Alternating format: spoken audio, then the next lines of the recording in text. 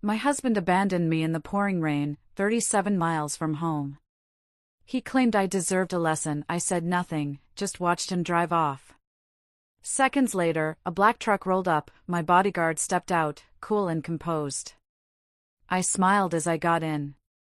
His cruelty was over. This was the final mistake he'd ever make. Okay, gather round, because I need to tell you a story that still sends chills down my spine, a story about betrayal, calculated revenge, and how the man who thought he could break me ended up destroying himself.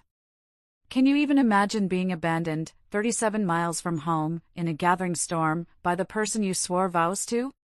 My husband thought he was teaching me a lesson. What he didn't know. I'd been recording his crimes for 8 months, and my brother was already waiting just around the bend, ready to spring the trap I'd meticulously set. I pressed record on my phone and then, with a slow, deliberate movement, slipped it back into my pocket. Andrew's Mercedes pulled into the empty rest stop, its engine still running, almost as if he couldn't bear to linger for even a second. The air was heavy, thick with the scent of coming rain, a perfect backdrop for the cruel theater he was about to stage. "Get out," he snapped, not even bothering to look at me. "You need a lesson, Amanda. Walking home might teach you some respect." 37 miles. He'd calculated it with sickening precision. Too far for an Uber, too remote for public transport. A perfect, isolated humiliation. The leather seat creaked under me as I turned to face him. Andrew's jaw was set in that familiar, self-satisfied line, the one he wore when closing a particularly ruthless deal at his hedge fund. Just 3 hours ago, we'd been sitting in Morton's Steakhouse, celebrating our anniversary. Now, he was abandoning me on a remote stretch of highway because I dared to ask where $10,000 had vanished from our joint account. "You're seriously doing this?" I kept my voice steady, letting every word be captured by the phone in my pocket. This was for the record. This was for justice. Actions have consequences, Amanda.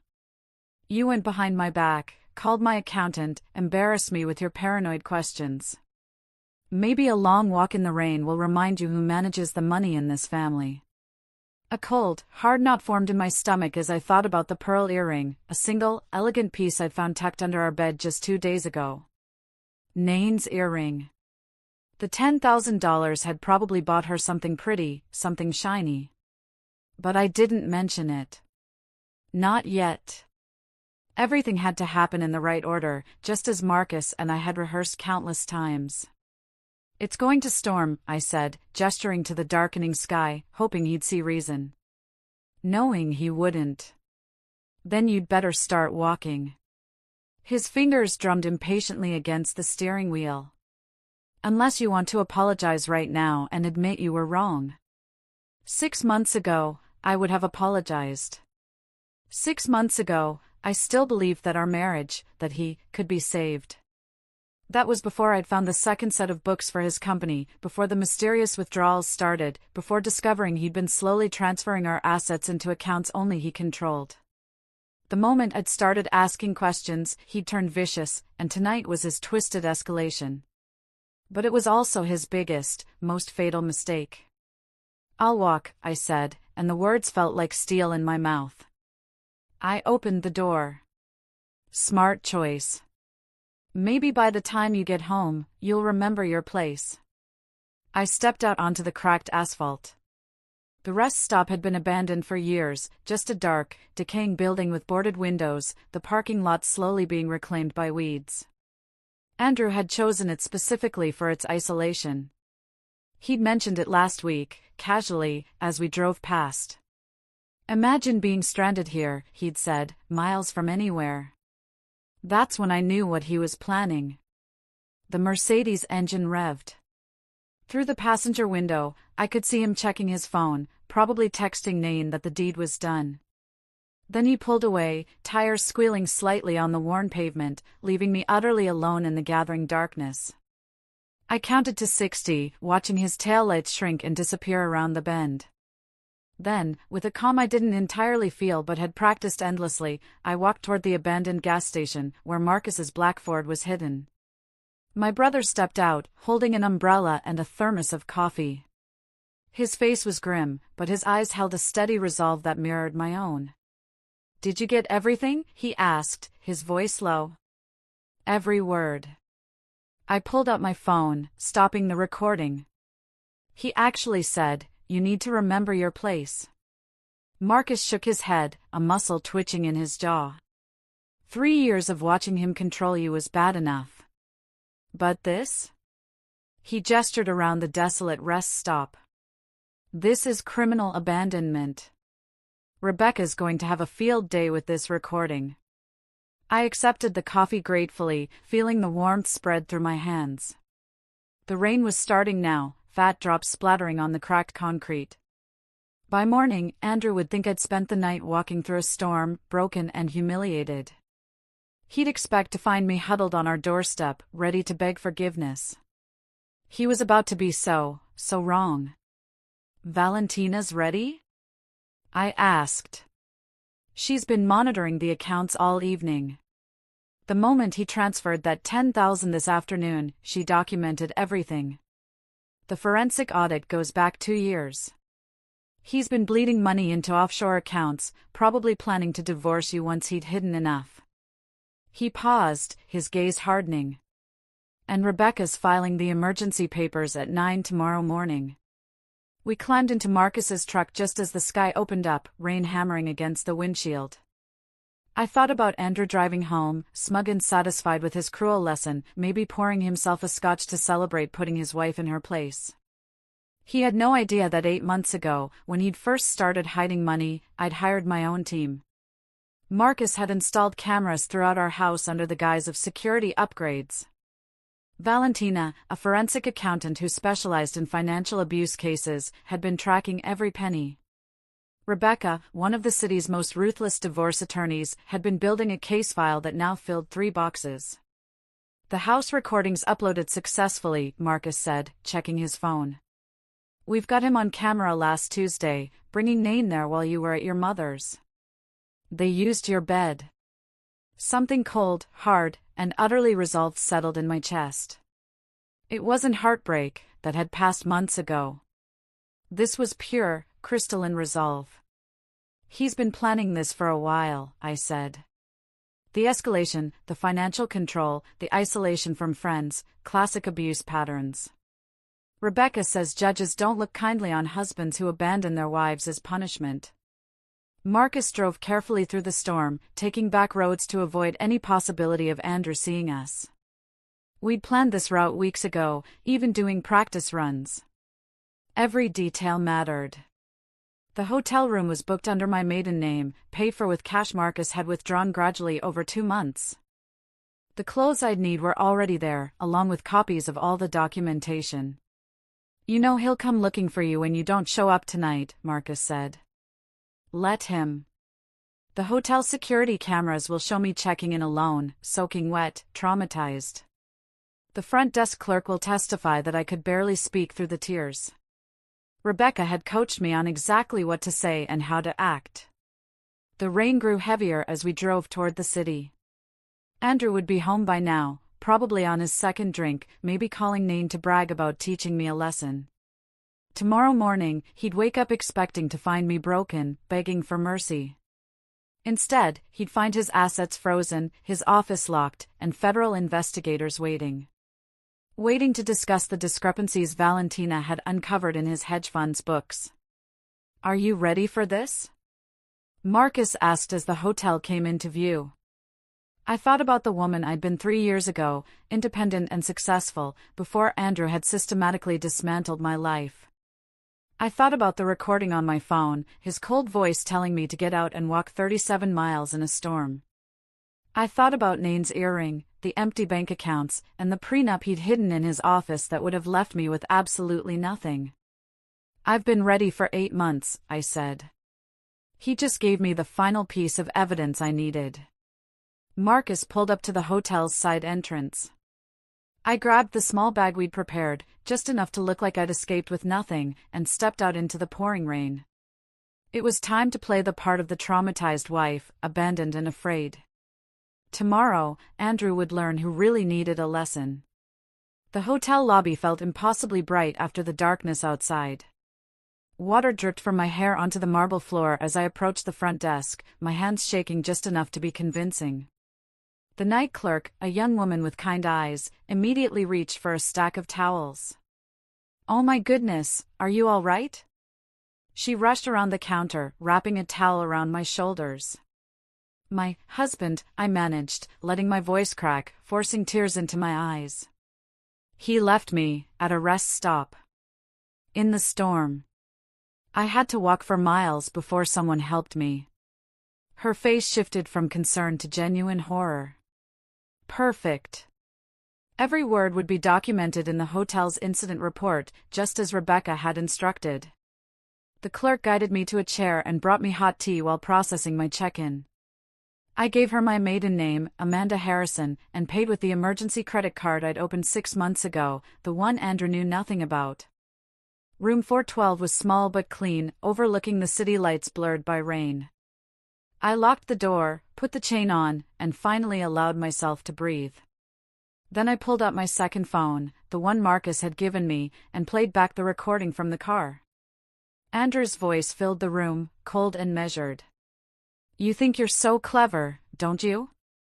Calling my accountant behind my back, asking questions about our finances like you'd understand the answers." My own voice, carefully controlled, played back. "It's our money, Andrew. I have a right to know where it's going." Our money? His laugh was sharp, condescending. "I earn it. I manage it. You spend it on overpriced groceries and those ridiculous charity luncheons. $70 for organic vegetables last week, Amanda. $70. I remembered that shopping trip. I'd bought ingredients for the dinner party he'd insisted on hosting for his clients. The same dinner where he'd spent $800 on wine without blinking. The recording continued. "You embarrassed me at the Morrisons' party, contradicting me about the European markets in front of my colleagues. Where did you even get those opinions? Some morning talk show? I have an MBA from Northwestern, Andrew. I worked in financial services for 5 years before we met." My voice was tight. "Before I rescued you from that mediocre career, you mean? You were analyzing penny stocks at a third-tier firm. I gave you a life you never could have achieved on your own." I closed my eyes, remembering the woman I'd been at Henderson Investments. I hadn't been analyzing penny stocks. I'd been managing a portfolio worth $30 million. But Andrew had rewritten history so many times, sometimes even I forgot the truth. My phone buzzed. A text from Marcus, * Valentina found something. 3 more accounts in the Caymans. He's been moving money for 18 months, * 18 months. I thought back to when things had started changing. The sudden interest in separate checking accounts for tax purposes. The new financial advisor who appeared without explanation.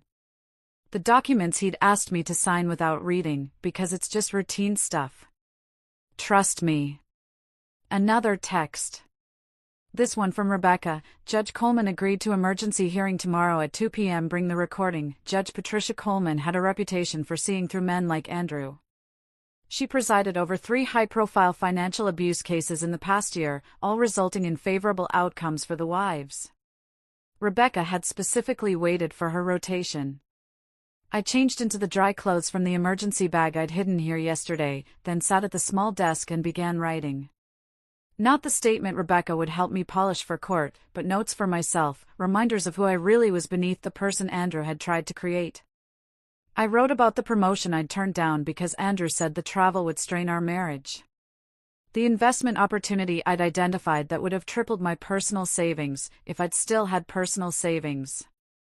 The friendship with my college roommate that ended when Andrew convinced me she was jealous of our happiness. My phone rang. Andrew's ringtone. I let it go to voicemail, then played the message on speaker, recording it with my second phone. "Amanda, this is ridiculous. It's been 3 hours. The lesson's been learned, okay? Call me back and I'll come get you. Don't make this worse than it needs to be. 10 minutes later, another call. This time, his voice was harder. I know you have your phone. Stop being childish and call me back. If you're trying to worry me, it's not working. I'm going to bed. You can find your own way home. But I could hear the edge creeping in. He was starting to realize something was off. I'd always called by now, always apologized, always came crawling back. The silence was breaking his script. At midnight, Nain called. I almost didn't recognize the number, but something made me answer, staying silent. Hello, Amanda? Her voice was uncertain. Andrew asked me to call you. He's worried. He said you two had a fight and you're not answering his calls. He wants you to know he's sorry, and you should come home. Andrew never apologized, never admitted fault. That he'd sent his mistress to deliver a fake apology showed just how off balance he was. I hung up without speaking.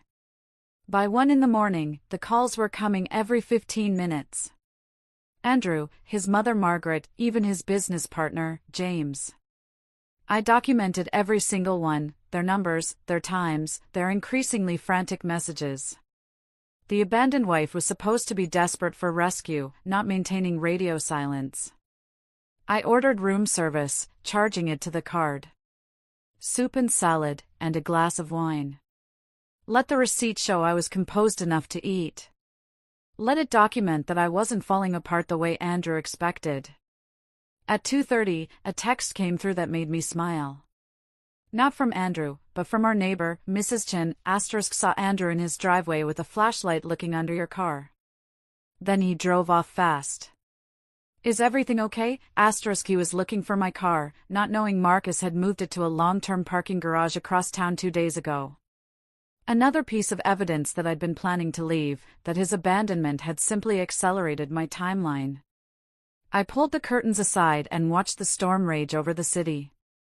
Somewhere out there, Andrew was beginning to realize his perfectly controlled world was slipping. He thought he taught me a lesson about power and place. Tomorrow, when the markets opened and he discovered his offshore accounts frozen, when his keycard failed at the office, when federal investigators appeared with questions about discrepancies Valentina had uncovered, he'd understand who'd really been teaching whom. The rain hammered against the window like it was trying to break through. 8 months of planning, of documenting, of pretending to be the subdued wife while building a case that would destroy him. All leading to this moment, this perfect storm of his own making. I set my alarm for 7, knowing I'd need to look appropriately distraught for the emergency hearing. Rebecca would meet me at noon to prepare.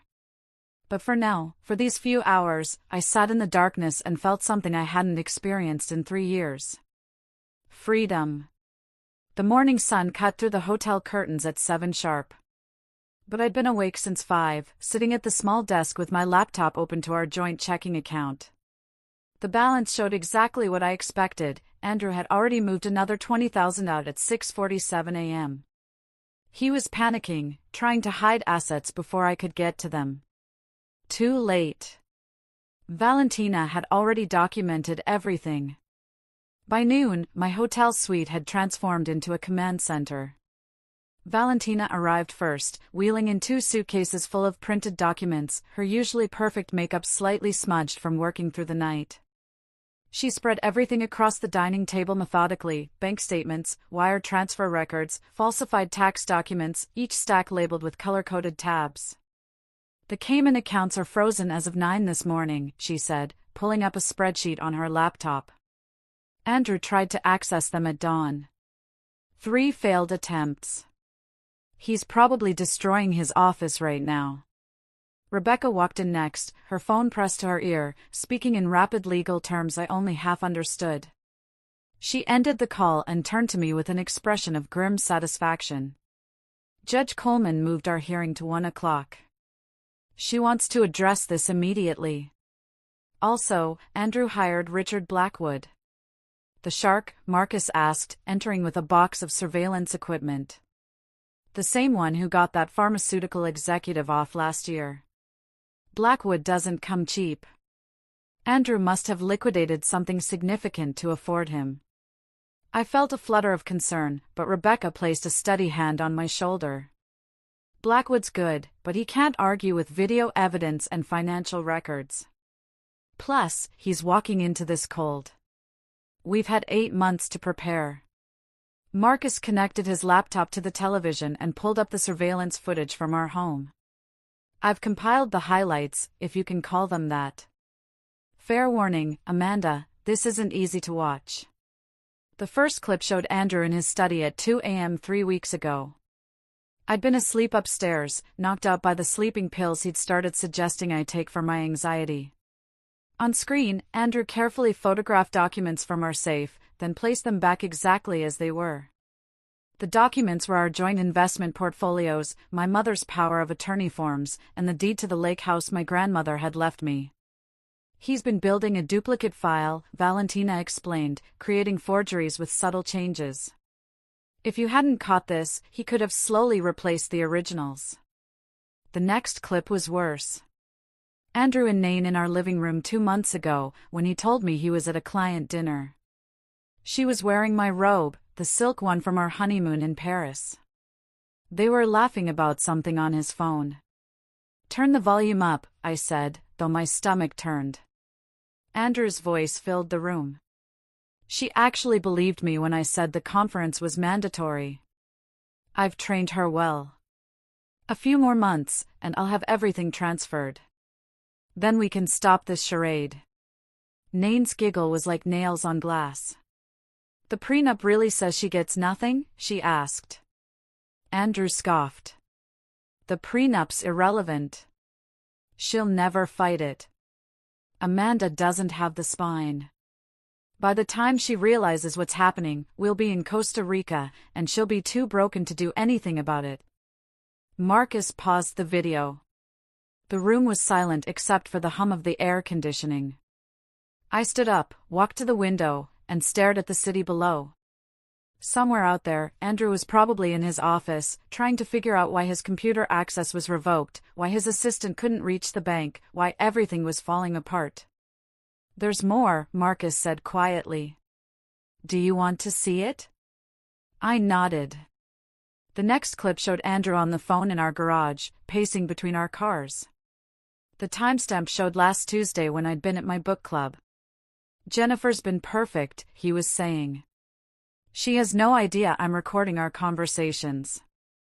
Every detail about Amanda's mother's estate, the Alzheimer's diagnosis, their hidden trust fund from their father. It's worth nearly $2 million. And Amanda doesn't even know it exists. My legs felt weak. Jennifer, my younger sister, who I'd been protecting from her gambling addiction for years, who I'd covered for with our parents countless times. She'd been feeding Andrew information about our family, about money I didn't even know existed. When did he contact her? I asked, my voice barely a whisper. Valentina pulled up phone records. First contact was 13 months ago. Regular calls started 10 months ago, always when you weren't home.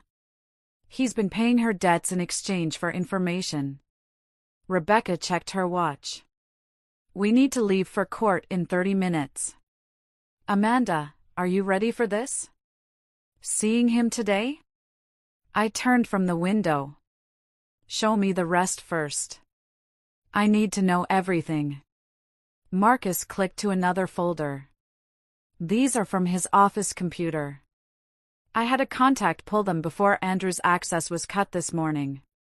The screen filled with emails between Andrew and his attorney, dated 6 months ago. The subject line read, Project Fresh Start. Inside were detailed plans for divorcing me, including psychological tactics to make me doubt myself, financial moves to leave me destitute, and even suggestions for gradually increasing emotional abuse to make me more compliant during proceedings. One line stood out, seared into my brain, the key is to make her believe she's going crazy, gaslight consistently, hide things, deny conversations, contradict her memories. By the time we file, she'll be too unstable to fight effectively, I thought about all the times over the past year when Andrew had told me I was misremembering things. The dinner reservation I'd made that he swore I'd never told him about. The conversation about visiting my parents that he claimed never happened. The jewelry that went missing then reappeared in strange places. I'd started writing things down secretly, thinking I was losing my mind. It was following a playbook. This attorney, Douglas Stern, specializes in high-net-worth divorces where one spouse wants to leave the other with nothing. He's currently under investigation by the bar for ethics violations, Rebecca said, her voice sharp. Valentina pulled up one final document. This is what triggered our emergency filing this morning.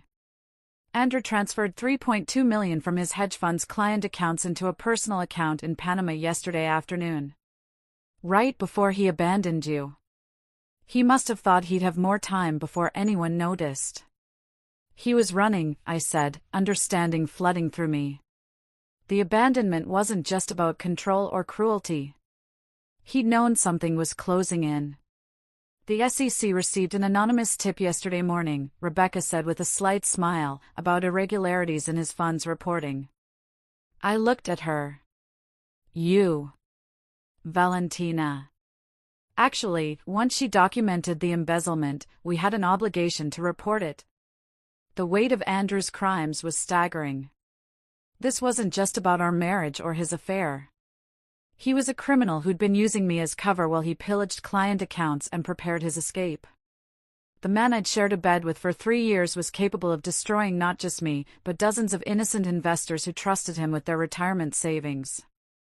Judge Coleman needs to see all of this, I said, gathering my strength, pushing away the nausea.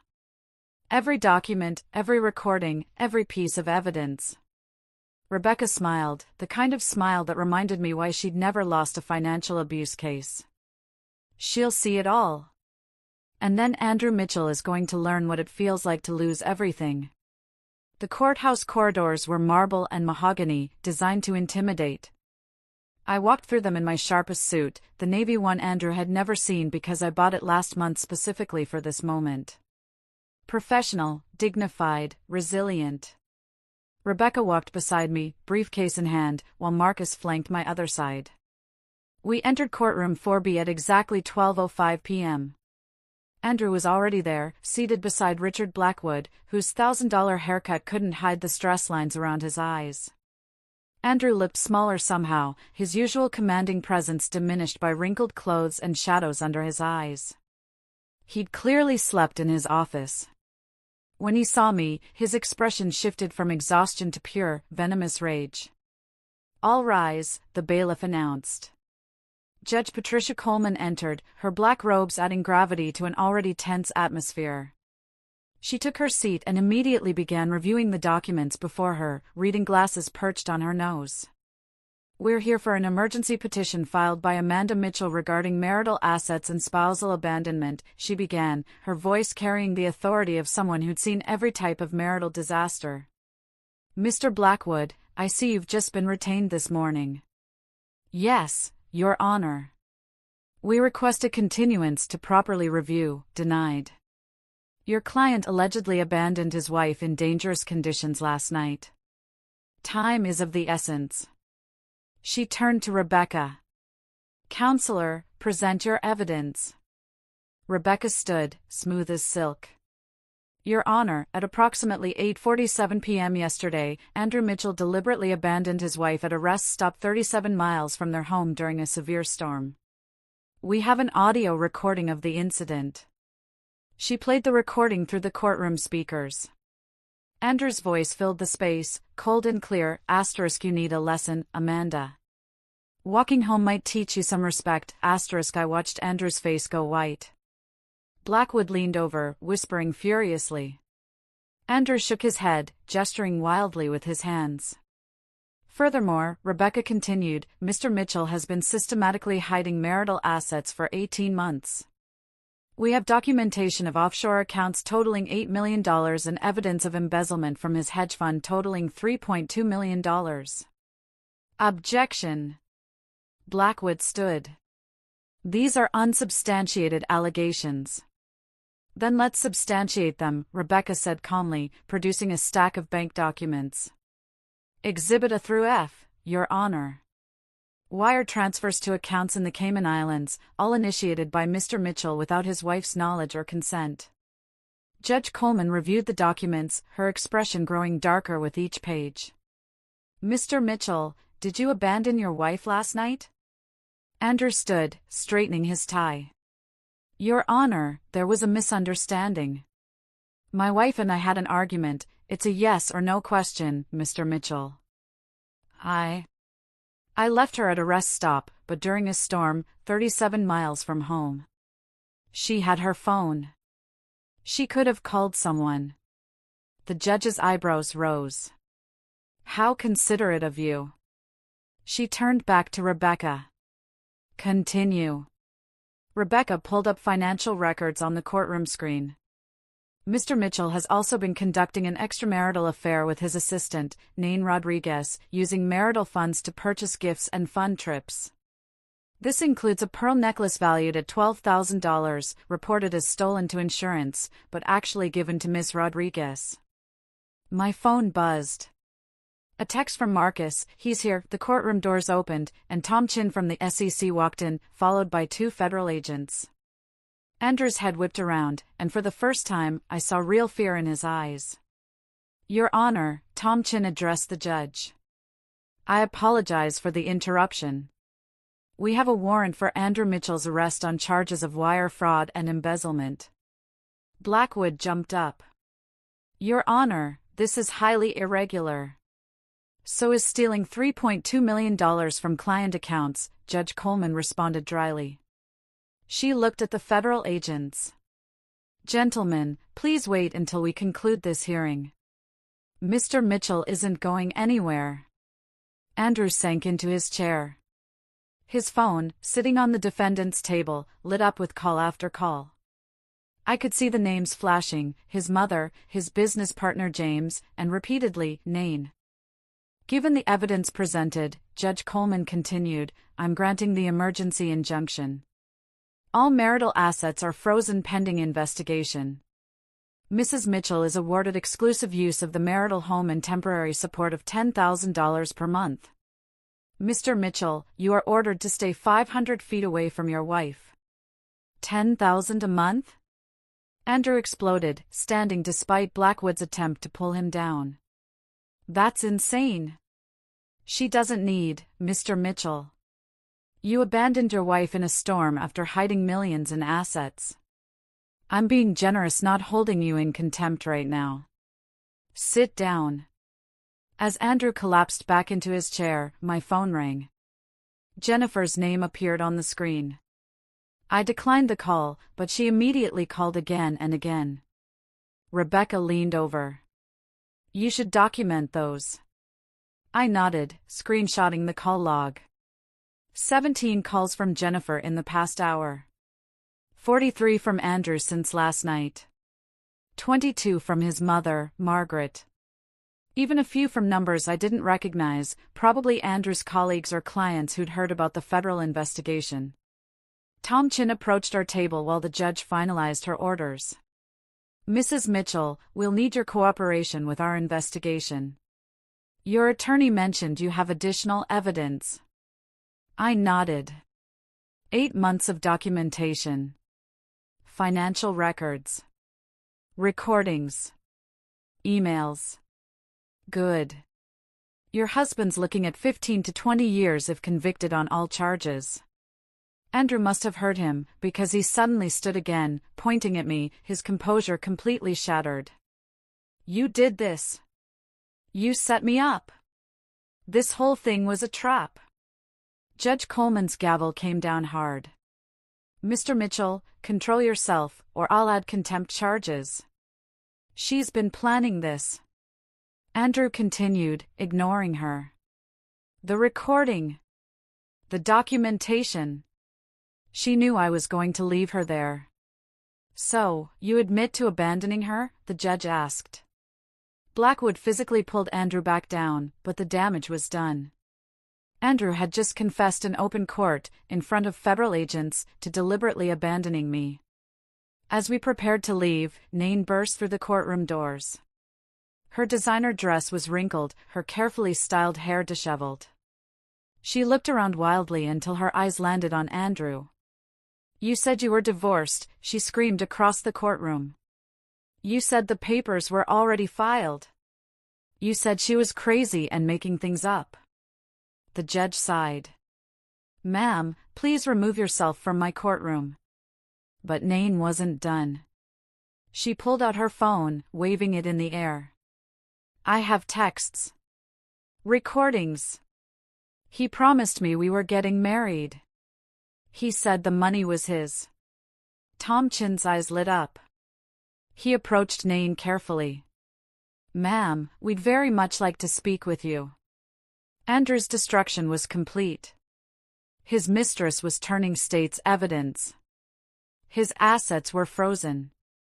Federal agents were waiting to arrest him. And his carefully constructed image had crumbled in less than an hour. As we walked out, leaving Andrew to be processed by federal agents, my phone buzzed with one final message. It was from Margaret, Andrew's mother, *I hope you're satisfied. Destroying a good man over petty jealousy, *I deleted it without responding. Margaret would learn soon enough that her son wasn't a good man. He was a criminal who'd been exposed, and I wasn't the one who destroyed him. He destroyed himself. The courthouse steps were crowded with reporters when we emerged. Someone had leaked the story, probably a court clerk who recognized Andrew's name from the financial pages. Microphones thrust toward us as Rebecca guided me through the crowd, her hand firm on my elbow. Mrs. Mitchell, is it true your husband stole millions? Amanda, how long have you been planning this? Will you be pressing additional charges? Rebecca stepped forward, her voice cutting through the chaos. My client will not be making any statements at this time. The federal investigation is ongoing. We pushed through to Marcus's truck, and I caught a glimpse of the evening news van setting up across the street. By tonight, Andrew's face would be on every local channel. The golden boy of Minneapolis hedge funds, arrested for embezzlement and fraud. Margaret must be dying inside. Back at the hotel, I collapsed onto the couch while Rebecca poured us both water. My phone hadn't stopped buzzing since we'd left court. I scrolled through the messages, each one a different flavor of shock or judgment. A text from my hairdresser, *, just saw the news. Good for you, honey, * from Andrew's golf buddy, Richard, * this is all a misunderstanding, right? Andrew would never do what they're saying, * from 3 different neighbors, variations of, * we always knew something was off about him. * the most interesting message came from James Morrison, Andrew's business partner, * Amanda, we need to talk. There are things about the fund you should know. Things that weren't in the federal filing, * Rebecca read it over my shoulder. Set up a meeting. Record everything. At 4 o'clock, the local news broke the story. The headline scrolled across the bottom of the screen, prominent hedge fund manager arrested for embezzlement following spousal abandonment incident. They'd gotten Andrew's mugshot already. He looked haggard, his usual perfectly styled hair disheveled, his designer suit replaced with standard-issue jail clothing. The reporter stood outside our house, my house now, describing the scandal in breathless detail. Sources close to the investigation report that Andrew Mitchell allegedly abandoned his wife during last night's severe storm, leaving her stranded 37 miles from home. This morning, federal agents arrested Mitchell on charges of embezzling $3.2 million from client accounts. His wife, Amanda Mitchell, could not be reached for comment. My phone rang. Jennifer, again. This time I answered. Amanda, please, I need to explain. You told him about Mom's will, about the trust fund Dad set up, about her diagnosis. Silence. Then quietly, he said he was trying to help. He said you were too stressed to handle the information, that he wanted to protect you. He paid your gambling debts. I didn't know what he was planning. I thought he loved you. He seemed so concerned, so caring. He said you were fragile, that you needed guidance. I thought about all the times Jennifer had called over the past year, asking seemingly innocent questions. * How's Mom doing? Have you talked to her lawyer lately? Remember that property Dad bought in Wisconsin? * Each conversation had been intelligence gathering for Andrew. He played you, I said, my voice flat. Just like he played me. Amanda, I'm so sorry. When I saw the news, when I realized what he'd done, I've been sick all day. Can we meet, please? Rebecca shook her head, but something in Jennifer's voice made me pause. She sounded genuinely broken, not just worried about consequences. Tomorrow, I said. Neutral location. You come alone. After I hung up, Marcus pulled up social media on his laptop. You need to see this. Andrew's company Facebook page was imploding. Clients were posting demands for their money back. Former employees were sharing stories of suspicious activities they'd witnessed. One woman wrote, "He fired me when I questioned missing funds last year. Now I know why." But the most devastating blow came from Nain. She'd gone nuclear on Instagram, posting screenshots of their text conversations, photos from their trips funded with stolen money, and a long caption detailing how Andrew had manipulated her into believing I was the villain. He told me his wife was emotionally disturbed. She wrote, that she refused to grant him a divorce, that she threatened to ruin him if he left. I believed every word because he was so convincing, so sophisticated. I was an idiot, but he was a master manipulator. The photos were damaging. Andrew and Nain in first-class seats to Paris, champagne glasses raised.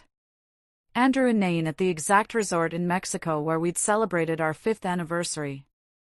Andrew and Nain in our bed. She'd actually posted that one, though Instagram quickly removed it. By 6 o'clock, Andrew's mother, Margaret, had released a statement through her lawyer. Rebecca read it aloud, barely containing her laughter. The Mitchell family is shocked by these allegations. We believe this is a coordinated attack orchestrated by a vindictive spouse seeking financial gain. Andrew Mitchell is an outstanding member of the community who has been victimized by a calculating woman who married him for his money. She's really going with that angle? Marcus asked. After what everyone heard her say in court? My phone rang again. This time it was a number I didn't recognize. Against Rebecca's advice, I answered.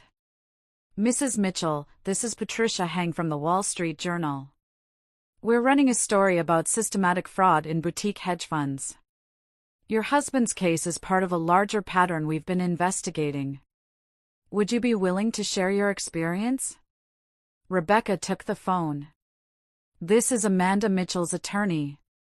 All press inquiries should be directed to my office. She hung up and turned to me. By tomorrow, this will be national news. Andrew didn't just destroy himself. He's taking down an entire network of corrupt fund managers.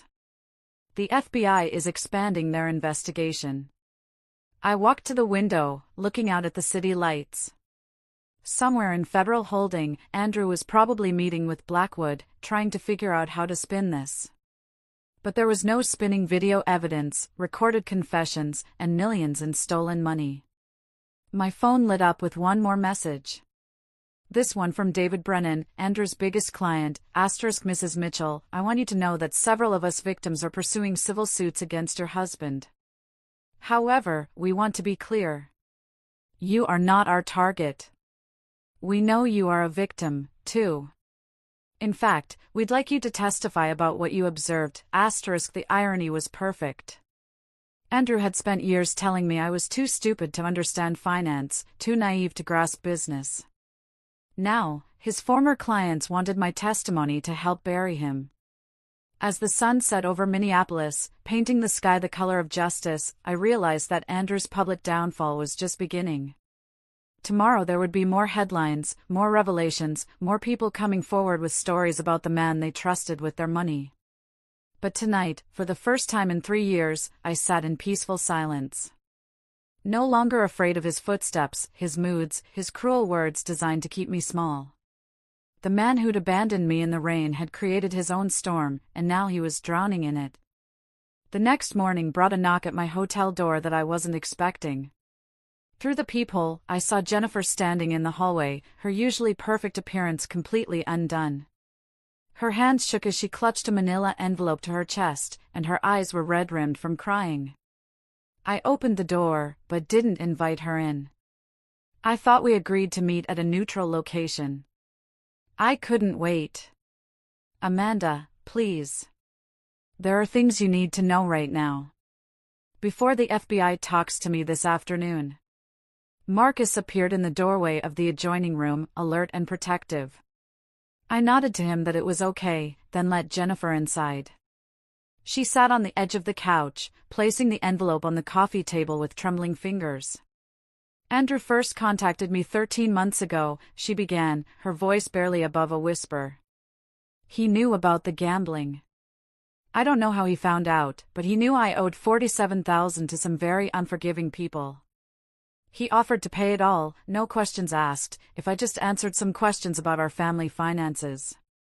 And you agreed. My voice was flat, controlled. I was desperate. They were threatening to go to my employer, to ruin my career. Andrew seemed like he genuinely wanted to help. He said, you were too proud to ask our parents for money, that he wanted to surprise you by solving family problems behind the scenes. She opened the envelope and pulled out a stack of printed emails. These are our conversations. Every one of them. I printed them all last night when I realized what he'd really been doing. I picked up the first email, dated over a year ago.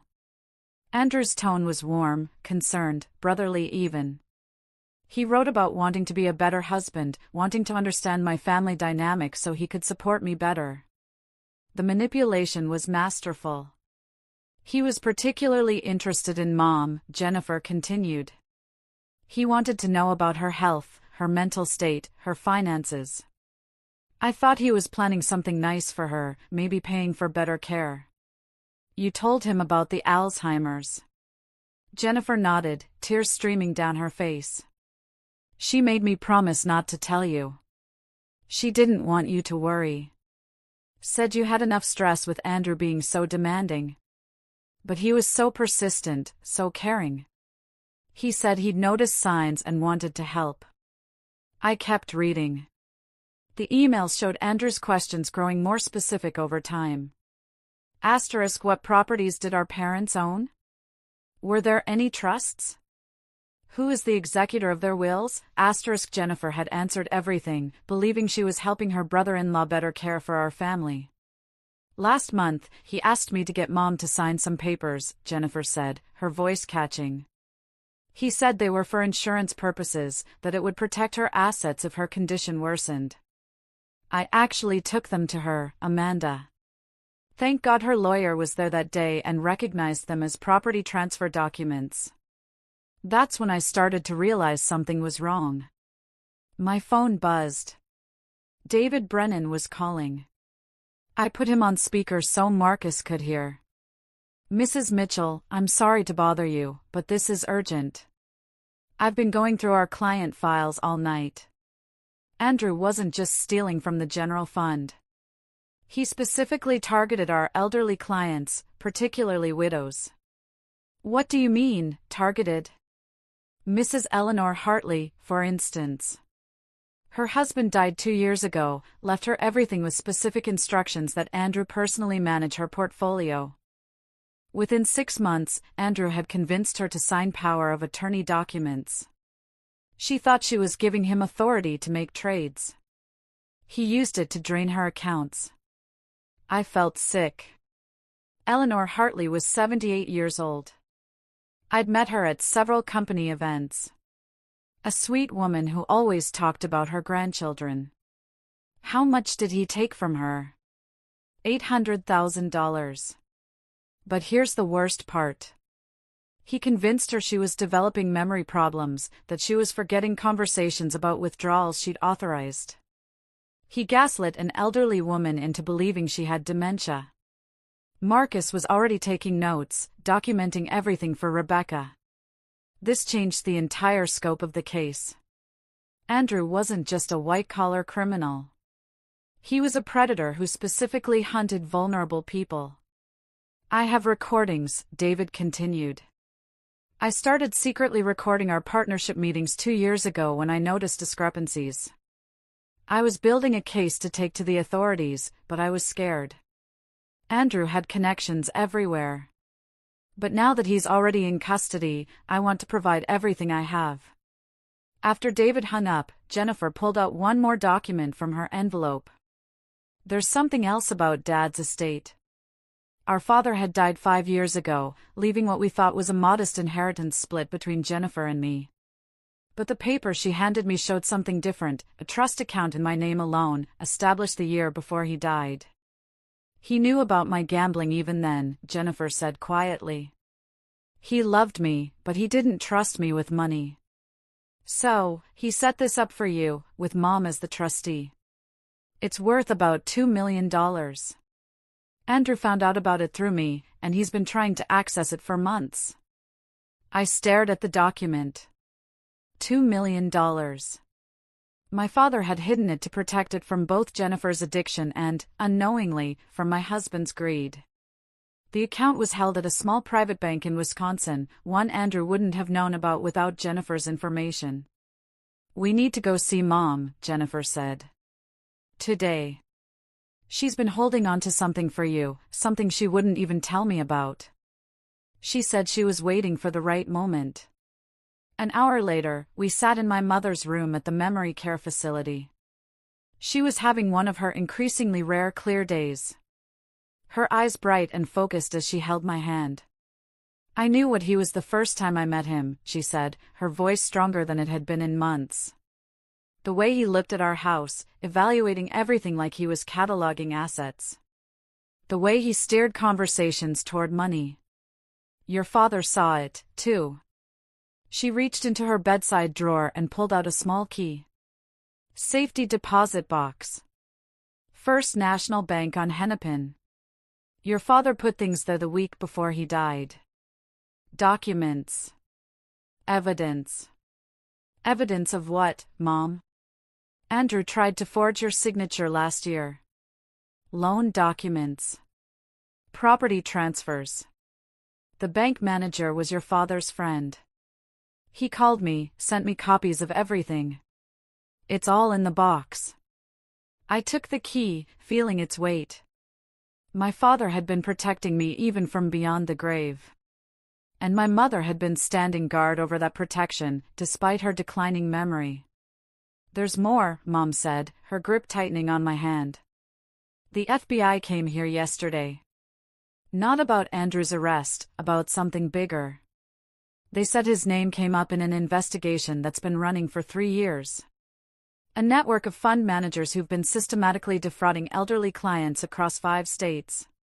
The room felt suddenly airless. Andrew's abandonment of me in the rain wasn't just about control or cruelty. He'd known the FBI was closing in. He'd wanted me broken and compliant because he thought he could use me as either a shield or a scapegoat when everything collapsed.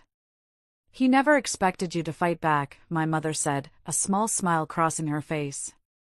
Men like him never do. They think kindness is weakness. They're always surprised when they learn otherwise. As we prepared to leave, my mother squeezed my hand one more time. Your father would be proud of you. You're stronger than Andrew ever imagined. Driving away from the facility, Jennifer beside me and Marcus following in his truck, I thought about the layers of deception Andrew had built. Each revelation peeled back another level of his criminality. He wasn't just a bad husband or a corrupt fund manager. He was the center of a web of financial abuse that had destroyed dozens of lives. But he'd made one fatal error. He'd assumed that the woman he'd left in the rain would stay there, broken and defeated. Instead, she'd become the storm that would wash away everything he'd built on the suffering of others. The First National Bank on Hennepin stood like a fortress of old money and older secrets. Jennifer waited in the car while Marcus accompanied me inside, where the safety deposit box my mother had protected waited in a climate-controlled vault. The bank manager, Mr. Poulson, remembered my father well and handled the key with the reverence of someone who understood he was part of something significant. Inside the box lay a stack of documents that made my hands tremble. Forged loan applications with my signature, dated 6 months ago. Property transfer papers for my grandmother's lake house, which Andrew had apparently tried to sell without my knowledge. Bank statements from accounts I'd never seen, opened in my name but controlled by Andrew. My father had somehow obtained copies of everything. His handwriting on sticky notes explained what each document meant. One note, attached to a forged power of attorney document, simply read, "He will try to take everything. Don't let him." Marcus photographed every page while I sat in stunned silence. The scope of Andrew's betrayal kept expanding like ink spreading through water. This wasn't just about our marriage or even the stolen millions. He'd been systematically working to erase my financial existence, to make me completely dependent on him, or worse, to frame me for his crimes if necessary. For months later, I walked into the federal courthouse for the first day of Andrew's criminal trial. The media attention had only intensified since his arrest. News vans lined the street. Reporters called out questions I didn't answer. I wore a charcoal gray suit that had never seen the inside of our shared closet, bought specifically for this moment. Professional, dignified, expensive enough to show I wasn't broken. Andrew sat at the defendant's table in a suit that no longer fit properly. He'd lost weight in federal custody, and his formerly perfect hair had grown out awkwardly. When our eyes met across the courtroom, I smiled. The same serene smile I used to give him over morning coffee when he'd lecture me about my spending. But now that smile carried the weight of everything I knew and everything he was about to lose. The prosecutor, Assistant U.S. Attorney Michael Torres, laid out the case methodically. 12 counts of wire fraud, 2 counts of elder abuse, 1 count of conspiracy to commit financial crimes. The evidence was overwhelming: doctored books, hidden accounts, forged documents, recorded conversations where Andrew explicitly discussed stealing from clients. For 11 days, witness after witness took the stand. Elderly clients described how Andrew had convinced them to sign documents they didn't understand. Former employees testified about being ordered to falsify records. The forensic accountant walked the jury through the labyrinth of offshore accounts and shell companies Andrew had created. On day 12, the courtroom doors opened, and Nain Rodriguez walked in. She looked nothing like the polished young woman who'd worn my grandmother's pearls. Her designer clothes had been replaced with a conservative dress, her elaborate hairstyle with a simple bun. She'd been granted immunity in exchange for her testimony, and she was about to bury Andrew with it. "Ms. Rodriguez," the prosecutor began, "how long were you romantically involved with the defendant?" 18 months, Nain answered, her voice steady but quiet. "And during that time, did Mr. Mitchell ever discuss his business practices with you?" "Yes, frequently. He thought it was amusing to explain how he was moving money around without anyone noticing. He called it playing three-dimensional chess while everyone else played checkers." She produced recordings from her phone, conversations where Andrew bragged about targeting elderly clients, about hiding money from me, about his plans to disappear to Costa Rica once he'd accumulated enough. In one recording, his voice, clear and damning, said, "Amanda's the perfect cover. Sweet, trusting, asks no questions. By the time she figures out what's happening, I'll be gone and she'll be left holding the bag." But Nain's most devastating revelation came near the end of her testimony. 3 weeks before his arrest, Andrew told me he was planning to leave me, too. He had another woman in Costa Rica, someone he'd met online. He was going to abandon me, just like he abandoned his wife. The look on Andrew's face was worth every moment of pain he'd caused me. His jaw dropped. His attorney frantically whispered in his ear, but the damage was done. His mistress had just revealed that he'd been playing everyone, including her. The next day brought another shock. A young man named Christopher Walsh took the stand, 22 years old, with Andrew's same sharp jawline and calculating eyes. The prosecutor established his identity quickly: Andrew's son from a college relationship whose existence Andrew had hidden for over 2 decades.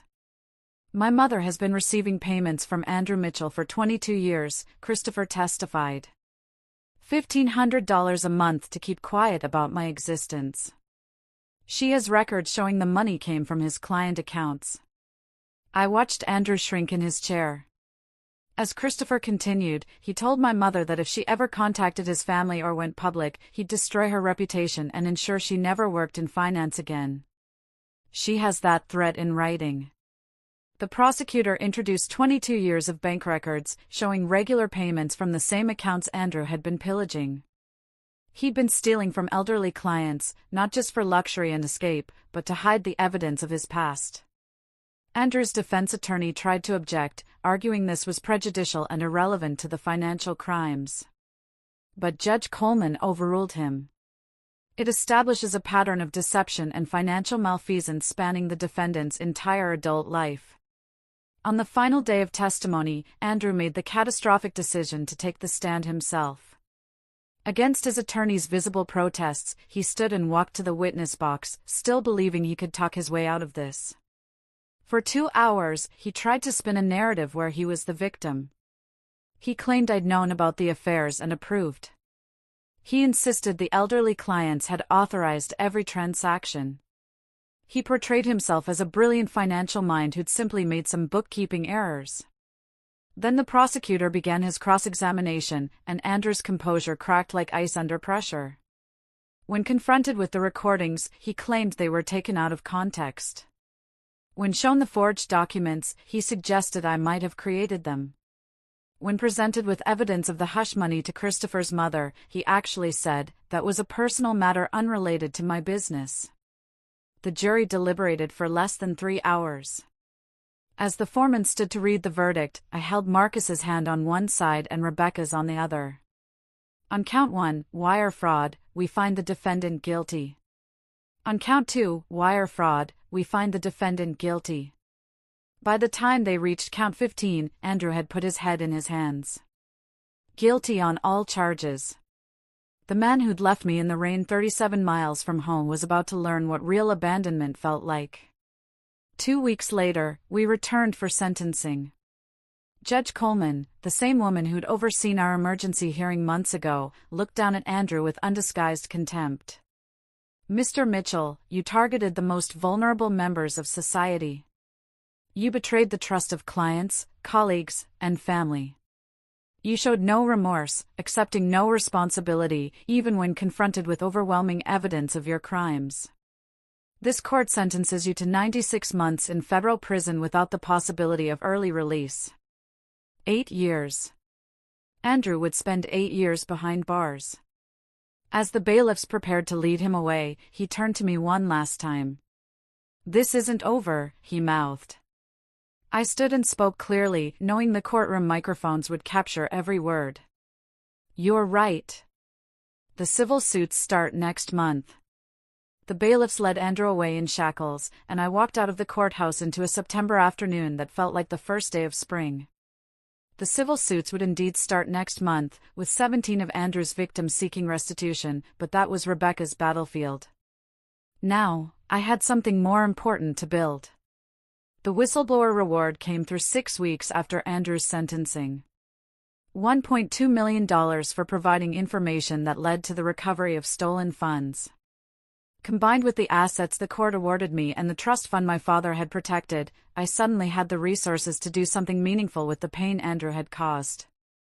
Marcus found the building first, a renovated Victorian in Minneapolis's Whittier neighborhood that had previously housed a law firm. 3 stories, 8 offices, a conference room large enough for group sessions, and most importantly, multiple exits, something women escaping dangerous situations would need. We signed the lease on a Thursday. By Monday, the Phoenix Foundation had its home. "We need proper security systems," Marcus said, walking through the empty rooms with his tablet, making notes. "Panic buttons in every office, secured entry, surveillance that actually protects people instead of monitoring them." Valentina arrived with boxes of filing systems and encryption software. "I've already had 3 forensic accountants reach out wanting to volunteer their services. Word's spreading in the financial community about what we're doing." Rebecca had taken a leave of absence from her practice to help establish our legal aid program. "We need to be careful about how we structure this," she said, spreading incorporation documents across the conference table. "We're going to be dealing with dangerous situations, angry spouses, potential legal retaliation. Everything has to be bulletproof.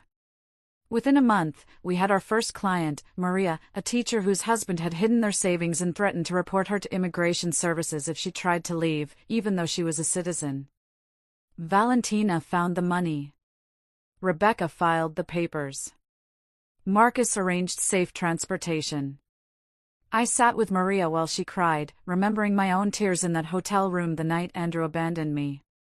Jennifer arrived at the foundation on a rainy Tuesday, 3 months sober and carrying a box of donuts as a peace offering. "I want to help," she said simply. "I know what it's like to be manipulated, to be so desperate you betray people you love. Maybe I can help others see the signs before it's too late." We started her as a volunteer, answering phones and filing paperwork. But Jennifer had a gift for talking to women who called in crisis. She understood desperation and shame in ways that even trained counselors sometimes missed. Within 6 months, she was running our support groups, sharing her story of how Andrew had exploited her addiction to gather information, helping others recognize when they were being used. My mother came to visit on one of her clear days, Marcus driving her carefully through the city she'd once known so well. She sat in my office, looking at the framed photos on the walls, women who'd given permission to share their success stories, faces beaming as they stood in front of new apartments, at graduation ceremonies, with children they'd managed to keep safe. "Your father would be so proud," she said, touching a photo of a woman who'd escaped with 3 children and was now in nursing school. "He always said the best revenge against cruelty was kindness to others." She pulled out an envelope from her purse. "This came to the house. I thought you should see it." Inside was a newspaper clipping from the prison newsletter. Andrew had been elected treasurer of the Inmates Investment Club. Even behind bars, he was trying to maintain his image as a financial genius. I almost laughed at the absurdity of it. The surprise volunteer came 7 months after the trial. Nain Rodriguez stood in our reception area, looking nothing like the woman who'd worn my grandmother's pearls. She'd cut her hair short, traded designer clothes for simple slacks and a button-down shirt, and carried herself with a humility I'd never seen before. "I've been in therapy," she said, sitting across from me in my office, working through how I got involved with someone like Andrew. Why I ignored the red flags. Why I participated in hurting you. I know I can't undo what I did, but maybe I can prevent other young women from making my mistakes. She started by speaking at colleges, warning business students about older men in power who promise career advancement in exchange for companionship. She was brutally honest about her own choices, taking responsibility while also explaining the gradual manipulation that made those choices seem reasonable at the time. "He made me feel special," she told a group of graduate students one evening. "Like I was smarter and more sophisticated than other women my age." By the time I realized I was just another victim in his game, I was in too deep to see the exit. 1 year after Andrew's sentencing, a letter arrived at the foundation. His handwriting was still perfect, even on prison stationery. For pages of vitriol, blaming me for his downfall, claiming I'd orchestrated everything from the beginning, that I'd entrapped him. He listed every perceived slight, every moment he now realized had been part of my plan. The final line read, "I hope you learned your lesson." I had the letter professionally framed and hung it on my office wall, right next to my degrees and certifications. When clients asked about it, I told them the truth. Yes, I had learned my lesson. I'd learned that when someone shows you who they are through their cruelty, believe them. I'd learned that patience and planning could overcome years of abuse. Most importantly, I'd learned that the best response to someone trying to break you is to become unbreakable, then use that strength to lift others. 18 months after that night at the rest stop, I stood in my office looking at a wall covered in thank you cards. 87 women had found safety through the Phoenix Foundation. Some had needed just legal advice and financial forensics. Others had required complete extraction plans, safe houses, and new identities. Each one had arrived broken in some way, convinced they were trapped, that their situation was hopeless. Eleanor Hartley, the widow Andrew had defrauded, had become our biggest donor. She recovered most of her money through the civil suits and insisted on funding our emergency shelter program. That man tried to convince me I was losing my mind, she said at our fundraising gala. Amanda showed me I was actually finding my strength. The rain was falling again outside, drumming against the windows of the Victorian that housed hopes and second chances. I thought about that night, 37 miles from home, standing in the downpour while Andrew drove away, confident he'd broken me. He thought he was teaching me about power and control, about knowing my place. Instead, he taught me that cruelty creates its own destruction, that every action has consequences, and that sometimes the person you abandon in the rain has already seen the storm coming and prepared accordingly. Through the Phoenix Foundation, his act of calculated cruelty had become the catalyst for saving women he never believed deserved saving. The ultimate lesson, the one Andrew never saw coming, wasn't about obedience or respect or knowing one's place. It was about transformation. He tried to leave me powerless in a storm. Instead, I'd become the shelter. If this story of calculated justice kept you on the edge of your seat, hit that like button right now. My favorite part was when I stood in court, wearing the sharp suit Andrew always said made women look too aggressive, and smiled at him with the same serene expression I used to give him over breakfast. What was your favorite moment of sweet revenge? Tell me in the comments below, I really want to know what you think. Thanks for watching. Take care.